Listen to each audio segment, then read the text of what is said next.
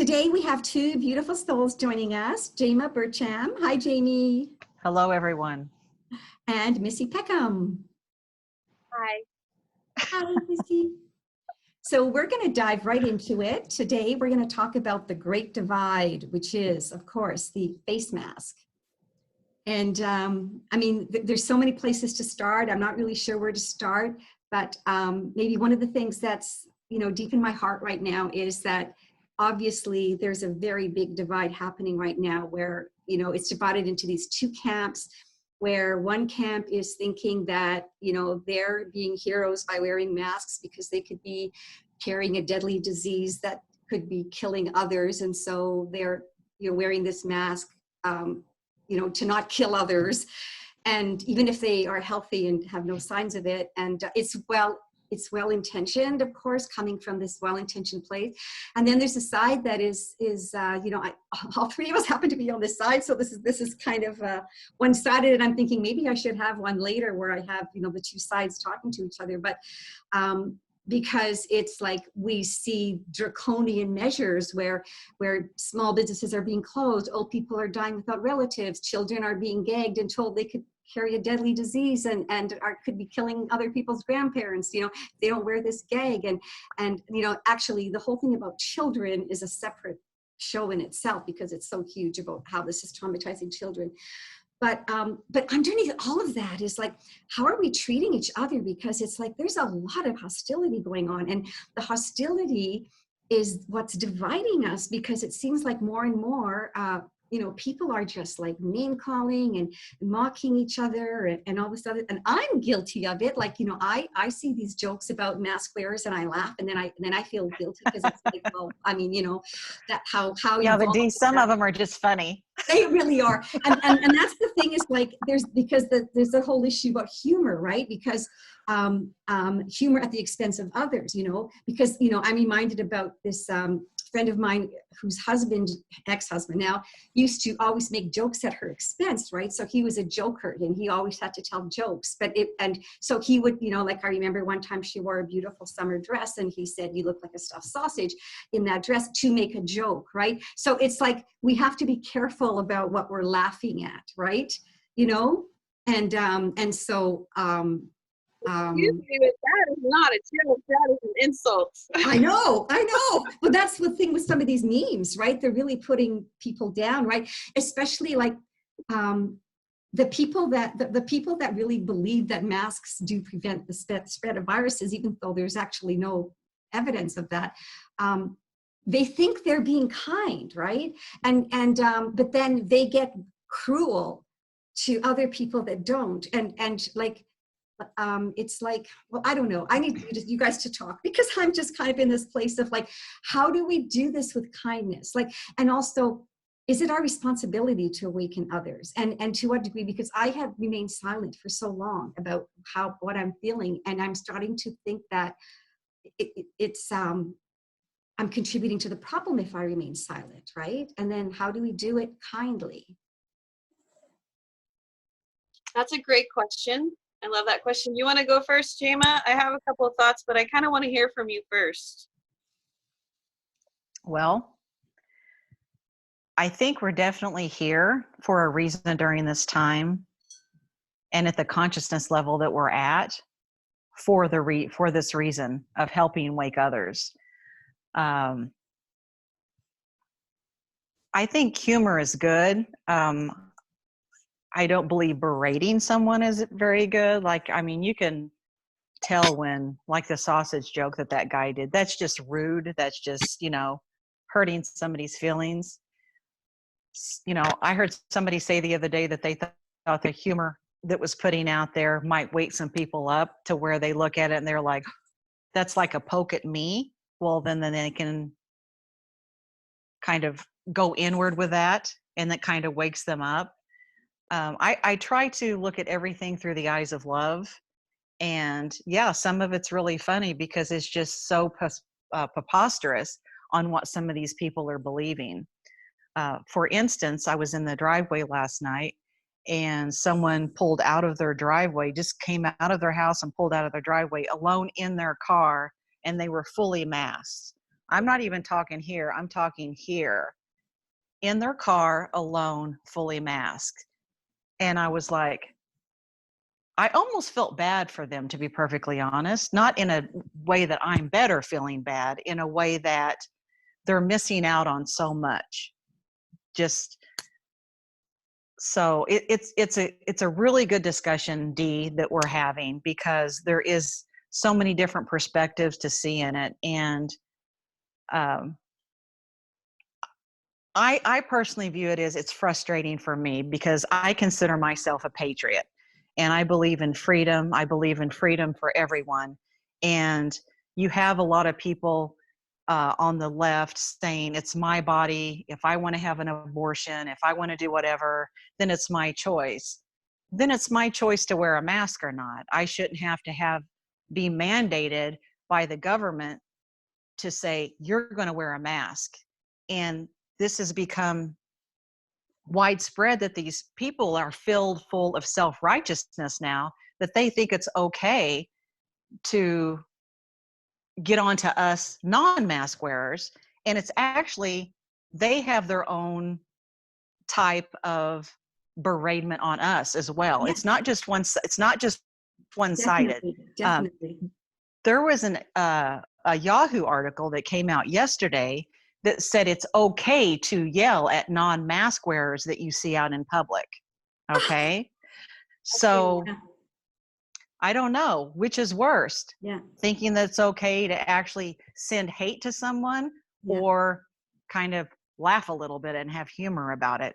And I think that's one of the main things that's bad right now too, is it is a divide.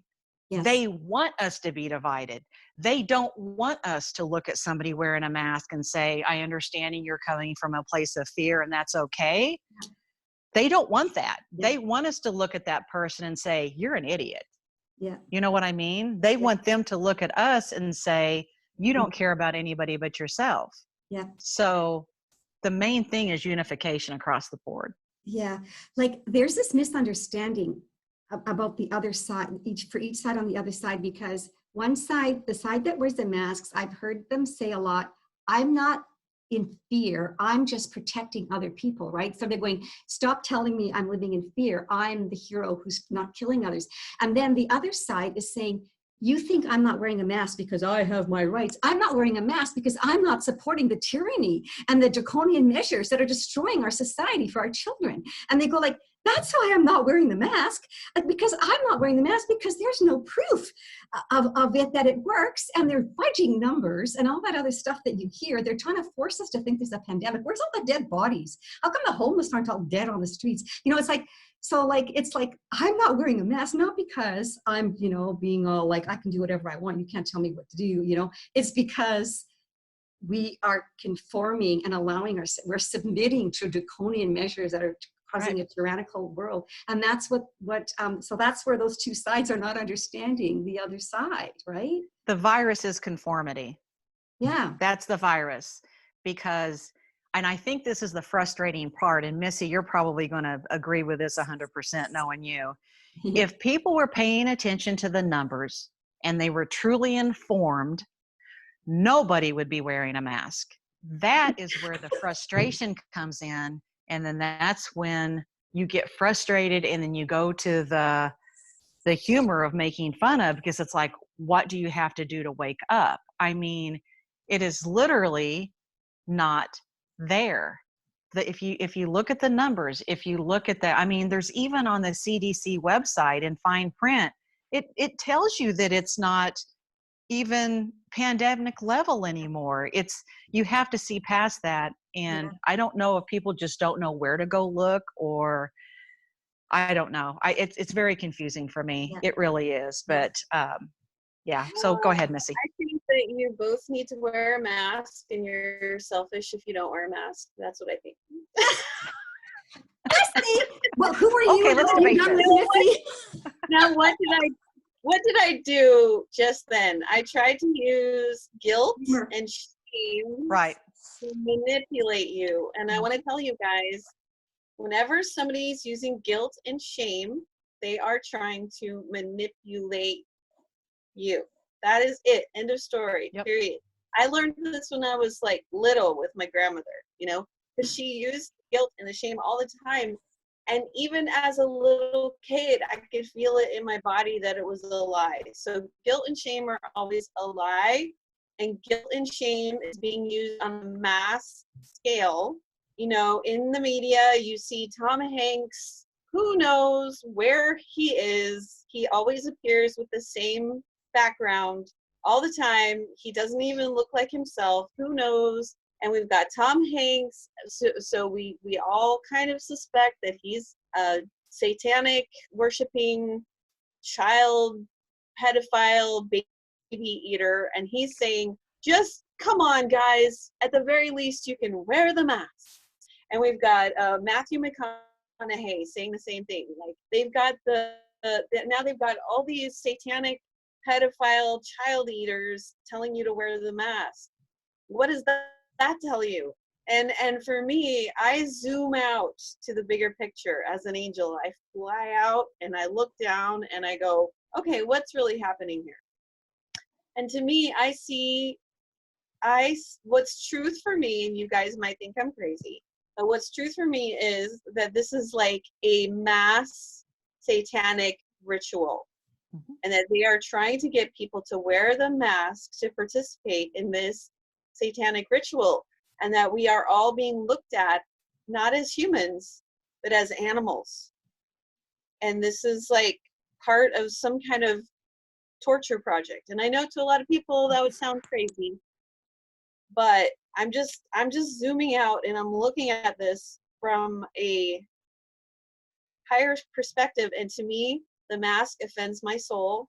I had a weird situation today. I had a guy come spray for roaches because I live in Georgia and we have roaches. And so he comes to my house and he's wearing a mask. And for a strange man to come into my home with a mask on is horrifying. It's terrifying. I don't like it. I'm not comfortable with it. I invited him to take it off. I was like, please, you don't have to wear that for me. And I said to him, if you feel more comfortable wearing it, that's fine, or whatever. And then when he left, I was like, I wish I hadn't done that to myself, because I felt so scared. Like, it was scary to me. It's scary when I go to the grocery store and I see people in masks. It is terrifying. I feel like I'm living in It's weird.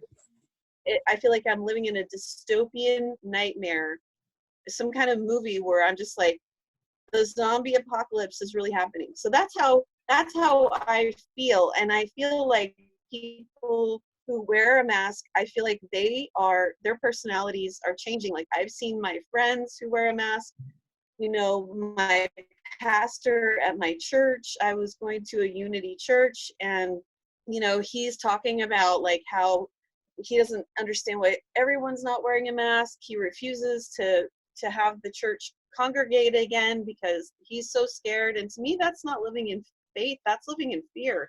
And that's Absolutely. living against the principles of the church. And if we are living in fear, we are living under some kind of satanic rule. I mean, it's either fear or love. That's it. Yep.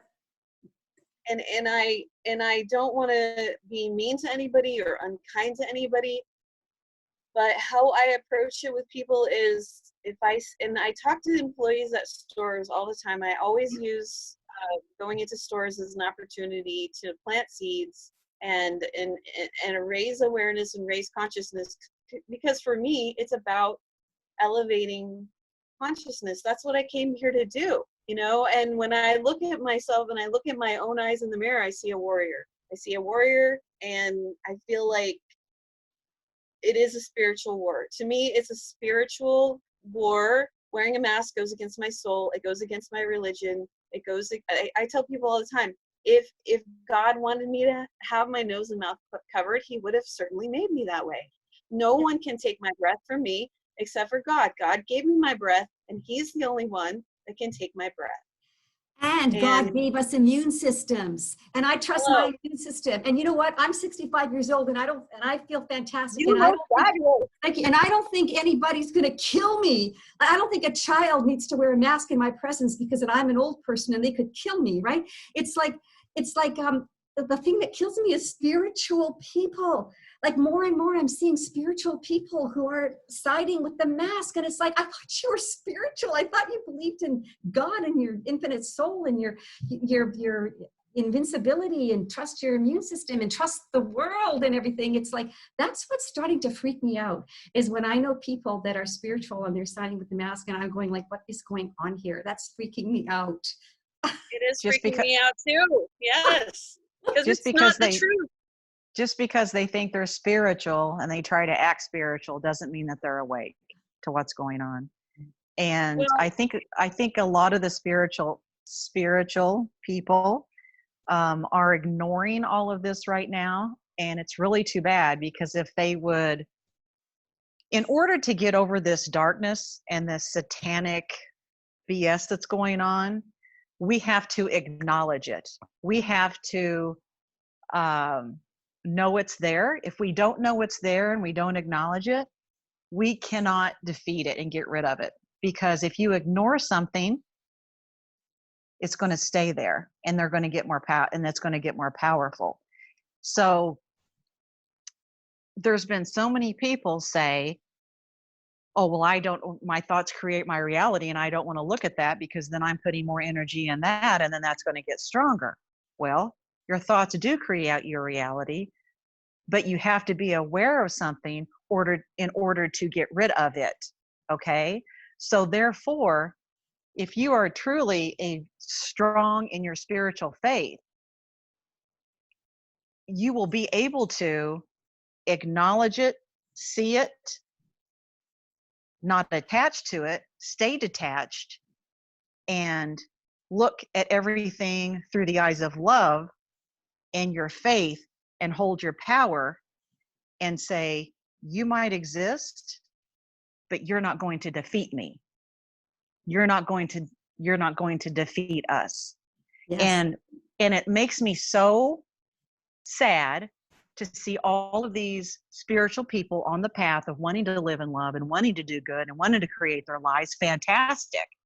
But we have to band together. We have to unify and band together. And I've tried to bring it to light to several people in the community, and they just don't want to have anything to do with it. And that's their choice, but they're not being part of the solution, if that makes sense. Mm-hmm. Your capacity, to me, your capacity, your capacity to hold light is in correlation to your capacity to hold the darkness. If you can see the darkness, if you can hold the darkness, if you can see that and don't get sucked into it and know that it's there, see it in this reality. We are in a third dimensional reality. It's there, baby. It's there. Bring yourself to a higher dimensional reality to where you can see it. You don't give it any energy. Yeah. And defeat it, and then move up to the fourth, fifth dimensional energy, to where we're being pushed to move. But all of these people that are staying in that third dimensional level and ignoring it, they're actually doing themselves a disservice by not moving up that dimensional path. Mm-hmm. Because there's a big difference between seeing something happening, like, okay, I'm seeing that these draconian measures are being enforced, on the world, and bang, bang, bang. How fast did that lockdown happen? Bang, all of a sudden in March, everything was shut down, right? So the difference between seeing happening and aligning with their vision, because it's like, they're going down, there's too many people who have too much light, and they're going down and they know it, and they're just grasping at straws at this point. They're trying to force these numbers. It's ridiculous. And like, and how many doctors, and scientists and people are being suppressed from stating their opinion. So they're incriminating themselves. The people that own the media and are pushing one narrative are incriminating themselves because they're not allowing other people's opinions. And that's why, like, I think a lot of these mask wearers, they only listen to mainstream media. And I think that's how you're plugged into the matrix. You're plugged into the matrix by plugging into and not listening to other sources, and all the sources that are being censored, right? And that are not being, if you're being shut, or they're being mocked. See, there's again comes the mockery. You know, it's like, okay, if you, if you're so stupid and so selfish that you're not going to wear a mask, and meanwhile, those stupid, selfish people are not submitting to a tyranny, is what they're doing. Right. And the mask wearers have no idea what the non-mask wearers are actually doing for their freedom. We're standing up for you and your rights because and your children's future. Right? Because you're not being strong enough to say, you know what? If I want to go somewhere without a mask on, I'm a free and sovereign being. I'm going to do it. Yeah. It's right. Well, we're fighting for you guys. You brought up a good point, Dee, and that's the children. So one of the things that I like to ask people is, well, how long would you like to wear the mask? Like, do you see your children growing up with a mask? Do you see your children, like if your child's 2 years old, do you see your child graduating from high school in a mask? Is that the type of future world that you want to create for your child? Is that we're all just walking around in a mask all the time? Is that what you're comfortable with? Because if you're acquiescing to it now, that's the future you're going to be creating for your children. Yeah. So when does it stop? When does it end? Because they think that it's temporary, they think that it's going to go back to normal, if they. Yeah, but I like to remind people that when this first started, everyone was saying, the news was saying, oh, let's just do it until we flatten the curve. It's only going to be a few weeks. 2 weeks. It's only going to be a couple of weeks. And here we are, 6 months later? Yeah. And just now, after 5 or 6 months of lockdown, just now, they're making masks mandatory, and no one sees this as some kind, no one sees this for what it is. It's nefarious. It's draconian. It's ridiculous. I'm angry. The virus can't even live, what is it, over 78 degrees, and no virus can live over 93 degrees, and we're in the middle of summer. That's why they're talking about cases, not deaths, because there are no deaths, and the cases the cases they're reporting even includes the common cold, because that is part of the family of a standard coronavirus. That's what's frustrating. It's like, who's not looking at this? And then you get frustrated. I get frustrated at the businesses, and it's not a law. It's a mandate. It's not a law. It's like people don't really know how laws are made. My ex-husband called me last night, absolutely furious. He had went to a local gas station here and went in, handed him a 20 to get gas, and she said, you need to put your mask on before I take your money. And he was like, I don't wear a mask, just take my $20. I'm going to go out here and pump gas outside. She was like, well, you have to put your mask on. Here's a mask. You put it on before I take it. He was like, I'm not putting one on. And so he said, you know what? Forget it. He said a few choice words before he left. He left. He went to another gas station down the road. Now, both of these gas stations are bigger, like a franchises around here. Went to a gas station down the road, went in. The guy said, the second one was a gal, and she took his 20 and said, before I put this in, you need to put your mask on. And he said, I'm not going to wear a mask. I'm going right outside to pump gas. Whole thing all over again. She hands him his 20 back and says, well, I'm not putting it in here until you put your mask on. He said, well, that's going to be a cold day, and left. And he called me and said, I guess I'm not getting gas. And I said, just use your debit card, But it's getting to the point that these people are being so programmed. Yeah. Who would have thought? That's something bizarre. I mean, that makes no sense. It's bizarre to me that all the major grocery store chains are just now mandating that you have to wear a mask in the store to get your food. How scary is that? That's so scary. Right. And then I had one of my coworkers say to me, well, Missy, why won't you just wear the mask for 10 minutes while you go into the store? Because I'm too beautiful to wear a mask. That's why. You know what, you guys, I hate to interrupt, but you know what I forgot? I forgot that Zoom only lets you do a 45-minute call if it's more than 2 people. And I forgot about that because I usually only do 2 people. So I think it might shut down. So I'm going to just create a new meeting for us to continue, because I'm getting this message. I got 5 minutes left unless I upgrade to Pro, which I don't know what that is, but I have Pro. yeah. So can I just do it right now? No. Does that Okay. mean we have to log back in again? Do all Yeah, that? I'll send you another link.